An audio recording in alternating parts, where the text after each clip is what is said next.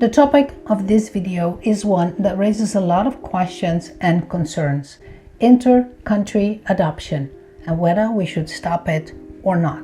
Recently, a majority of Dutch MPs, they voted in favor of ending it completely. And it is to no surprise that this decision has led to some conflicting opinions. For sure, there are many success stories, but inter-country adoption is not always a success story. Next to that, there is also a dark side to inter-country adoption. Let's have a closer look, but I have to warn you, some of the detail is truly shocking.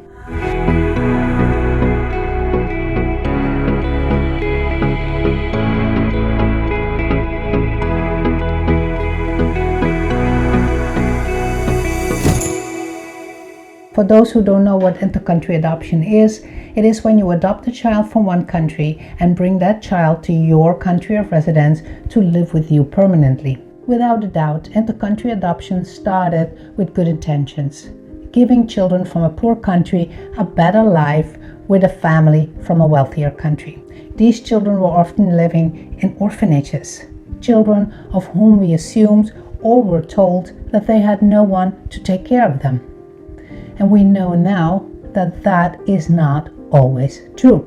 Research shows that 80% of all children living in an institution like an orphanage have at least one living parent. The causes behind why children end up in institutional care, like these orphanages or children's homes, vary from country to country. But poverty, disability, discrimination, and the lack of social services are overall the main factors why children end up in institutional care. And if they have no parents, then they have other family members who could take care of them, given some support. And there is where lies the solution. So stick with me until the end to learn more about that. Like I said, inter-country adoption started with good intention, but it also became an opportunity for those with less good intentions. To prevent this from happening, in May 1993 in The Hague in the Netherlands, in my country, and now let me read this one from my laptop because it's a very long name, the next convention was implemented. The Convention on Protection of Children and Cooperation in Respect of Inter-Country Adoption. And in this video, I will refer to it as the Adoption Convention. The objectives of this adoption convention is to ensure that inter-country adoptions take place in the best interest of the child and with respect to his or her fundamental rights as mentioned and recognized in international law. And, not unimportantly, to prevent the abduction, the sale of, and the traffic in children. Unfortunately, it didn't stop the bad guys from exploiting inter-country adoption for their own benefit. In April 2021, a Dutch committee concluded that severe abuses within inter-country adoption have been taking place since the 60s.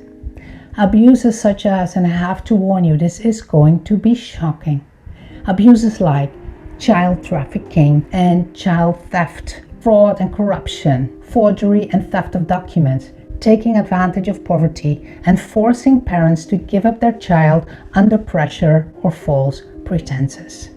And these are only a few of the abuses. Quite shocking, right? Because of this, inter-country adoption in the Netherlands was stopped immediately.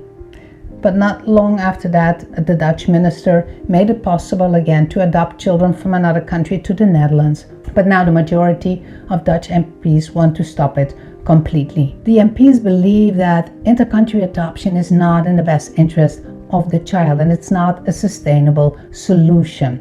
And the best interest of those children is best served when they are safely cared for in their own country, in their own culture. And I agree. Let me explain this a little bit more. The Adoption Convention I mentioned before is adopted by over 100 countries worldwide, and it recognizes that a child should be raised by their birth family or extended family when possible. When not possible, other forms of permanent family care in the country of origin should be considered. And only if there are no other suitable national solutions, inter-country adoption could be considered, and then only if it's in the best interest of the child. Adoption and intercountry adoption is also mentioned in the UN Convention on the Rights of the Child. Children have rights, and these are written down in this UN Convention on the Rights of the Child, which is a legally binding international agreement and ratified by almost all countries around the world. And Article 21 talks about adoption and intercountry adoption. It recognizes that intercountry adoption may be considered as an alternative means of childcare if the child cannot be placed in a foster or an adoptive family or cannot in any suitable manner be cared for in the child's country of origin.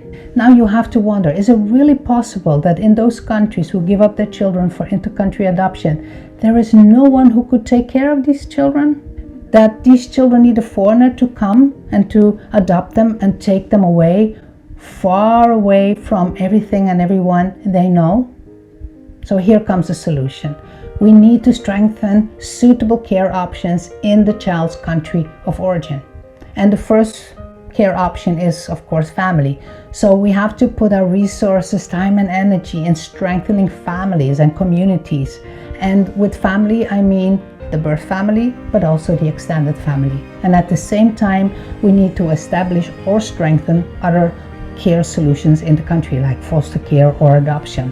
And for those children who really cannot live in a family at all and need institutional care, then these institutions need to be as close as family as possible, with a small number of children, with constant and specialized caregiver, and connected to the community. I believe that the Dutch MPs made the right decision. What about you? Share your thoughts in the comment if you feel like it. And if this video had any information or value to you, then please consider liking, subscribing, and sharing the video. Well, thank you for watching, and I hope to see you next time.